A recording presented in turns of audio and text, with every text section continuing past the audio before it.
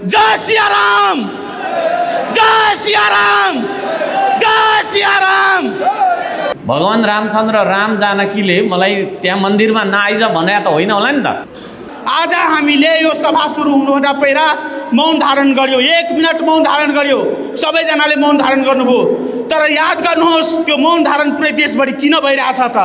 यसको यो अनुभूति गराउन भइरहेछ कि हाम्रो यो देश अहिले जुन अवस्थामा स्ट्यान्ड गरिरहेछ, यो अवस्थामा आउनको लागि सैकडौँ शहीदहरू, हजारौँ शहीदहरू बलिदानी दिनुभएको छ। सबैभन्दा धेरै शहीद भएको तपाईँको छैन प्रदेश मध्य प्रदेश, चोकै पछि शहीदको शालिग देख्छु। अस्ति पनि पर बर्दिवाससम्म आएँ, बाटैभरि शालिग होइन। मधेसीहरूले आफ्नो ज्यान किन फाल्नु परिरहेको छ, के भइरहेको छ, यो विषयमा हामीले समीक्षा गरौँ। मैले यति मात्रै भने, अब ज्यान फालेर देश बन्दैन, रगतले देश बन्दैन। गाउँै पछि शहीद छ हाम्रो, अब त घरै पछि शहीद होला जस्तो भइसक्यो, परिवारै पछि शहीद होला जस्तो भइसक्यो। हामी जनकपुर धाम आउने बित्तिकै हाम्रो श्रद्धेय अध्यक्षज्यूले सर्वप्रथम शहीद गेटमा चाहिँ शहीदहरूलाई माला लगाउनु भयो। किन भन्दाखेरि हाम्रो पार्टीले शहीदलाई सम्मान गर्छ। अब आउने बित्तिकै होइन 6 जना शहीदहरूलाई माल्यार्पण गर्ने मैले मौका पाएँ। महान शहीदहरूप्रति हार्दिक तपाईँको चाहिँ श्रद्धाञ्जली, हार्दिक नमन, हार्दिक सलाम व्यक्त गर्दछु। सम्मान छ मेरो। अन्य पार्टीले हामीलाई लोभ लालच दिएर, अन्य पार्टीले हामीलाई भ्रममा पारेर भोट बटुलेर गयो, भोट बटुलेर गइहाल्यो।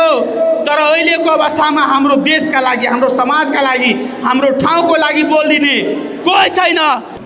तपाईँहरूको यहाँ विभिन्न समस्याहरू होलान्, ती समस्याहरूलाई यहीँकै तपाईँको क्षेत्रको सांसदलाई भन्दाखेरि त्यो सांसदले पनि कुरा त उठाइदिएलान्।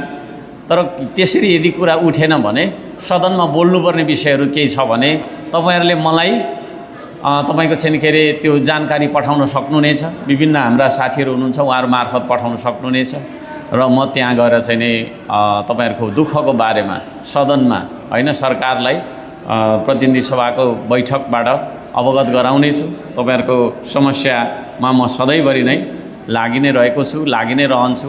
म धरानमा बस्छु भन्दैमा मधेसको बारेमा चिन्तन गर्दैन होला भन्ने तपाईँहरूले नसोच्नु होला होइन। दार्चुलाको दुःख देख्ने मन छ मसँग होइन। लेकदेखि बेसीसम्म, मधेसदेखि माथि हिमालसम्म, पूर्वदेखि पश्चिमसम्म के भइरहेको छ त देशमा भन्ने बारेमा होइन। राष्ट्रको हितमा, सर्वोपरि जनताको हितमा मैले चाहिँ नि कुन पार्टी, यो पार्टी त्यो पार्टी नभनिकन होइन, जुनै पार्टीको मान्छेले मलाई तपाईँको चाहिँ नि के अरे जानकारी दिँदा पनि हुन्छ। म पार्टी सोध्दिनँ। दुःखमा परेको छ भने दुःख परेको रहेछ, कुन पार्टी हो, त्यो तिमी मेरो पार्टी हो कि होइन भनेर मात्रै मैले सहयोग गर्नुपर्छ भन्ने मन मेरो छैन। त्यसले गर्दाखेरि हामी त्यो खालको छैन एउटा संस्कृति लिएर अगाडि आएको कुरा म जानकारी गराउन चाहन्छु। यहाँहरूको सहयोगमा सकेको कुरा गर्नका लागि सदाभरि तत्पर हामी छौँ। श्रम संस्कृति सधैँभरि तत्पर छ। यहाँहरू सबैजनालाई यो अत्यन्तै सुन्दर विचार भएको, अत्यन्तै सुन्दर राष्ट्रिय भावनाले उत्प्रोत भएको पार्टीमा आबद्ध भएर यो देश बनाउने अभियानमा म पनि केही योगदान गर्छु भनेर जोडिनका लागि म हार्दिक अनुरोध गर्न चाहन्छु। सदनमा अहिले राष्ट्रिय पार्टी 7वटा हो, तर हेर्नु होला विपक्षीको रूपमा मात्रै श्रम संस्कृति पार्टीलाई नम्बर 1 पार्टी हेरिरहेको छ। यसको मतलब हामी भनेको देशको अन्तिम विकल्प हो। श्रम संस्कृति पार्टी देशको अन्तिम विकल्प हो कि पंकज शर्मा एउटा हिन्दूको मान्छे किन त्यो पार्टीमा गइहाल्यो?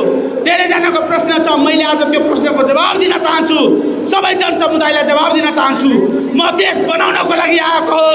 मलाई लागिरहेछ कि यो पार्टीले हरेक धर्मलाई सम्मान गरिरहेछ र म विश्वास छु कि यो पार्टीले हामी सबैलाई सम्मान गरिरहेछ। तपाईहरूलाई मैले विश्वास गराउनको लागि आजको मञ्चबाट फेरि पनि भन्न चाहन्छु, श्रम संस्कृति पार्टी मधेसको विरोधी पार्टी होइन, मधेसलाई आफ्नो अङ्ग मानेर चलिरहेको पार्टी हो। हर्क साम्बाङ भन्ने मान्छे राईको कोखमा जन्मियो त के मेरो गल्ती भयो है? लिम्बूले मलाई भनिदिनु हर्क साम्बाङ लिम्बू नै हो भनिदिनु, म लिम्बू नै हुनु तयार छु त। छेत्रीले छेत्री गलखाबाट हेर्दाखेरि भनिदिनु हर्क साम्बाङ छेत्री हो भनिदिनु होइन, हर्क साम्बाङ छेत्री भनिदिँदा म छेत्री हुनु तयार छु। बाहुनले हेर्दाखेरि पनि हर्क साम्बाङ बाहुन जस्तो देखिन्छ भन्दिनु न, म बाहुनै हो भनिदिइहाल्छु त। मधेसीले हेर्दा पनि हुन्छ, मुस्लिमले हेर्दा पनि हर्क साम्बाङ मुस्लिम हो भनिदिनु। अब यही शरीरमा म जन्म्यो होइन। त्यसको नाक थ्याप्चो छ, आँखा चिम्लो छ, त्यसको पार्टीमा के लाग्नु भनेर हुन्छ? विचार हेर्नु न, विचार है। कर्ता ठुलो कुरो होइन, कर्म ठुलो कुरो। आदरणीय देशका मिथिलाका सबै साथीहरू जोसँग हाम्रो भिडियो जान्छ आजको न्युजहरूबाट सबैलाई मैले आग्रह गर्न चाहन्छु, तपाईहरू श्रम संस्कृति पार्टीको हर्कबाद पढ्नुहोस्, बुझ्नुहोस् के हो, किन हर्कबाद चाहिन्छ, हाम्रो देशमा हर्कबाद किन चाहिन्छ, त्यसको उत्तर तपाईहरू पाउनुहुनेछ। यो देश जुनसुकै देश बनाउनको लागि हामीले अन्तिम विकल्प नै रोज्नुपर्छ। हर्कबाद भनेको अन्तिम विकल्प हो, देशको अन्तिम विकल्प। हर्क साम्पाङ भनेको अन्तिम विकल्प हो। हाम्रो मध्य प्रदेशमा म पङ्कज शर्मा लगायत सम्पूर्ण मध्य प्रदेशको टिमबाट यहाँ सबैलाई हाम्रो यो आजको कार्यक्रममा स्वागत गर्न चाहन्छु।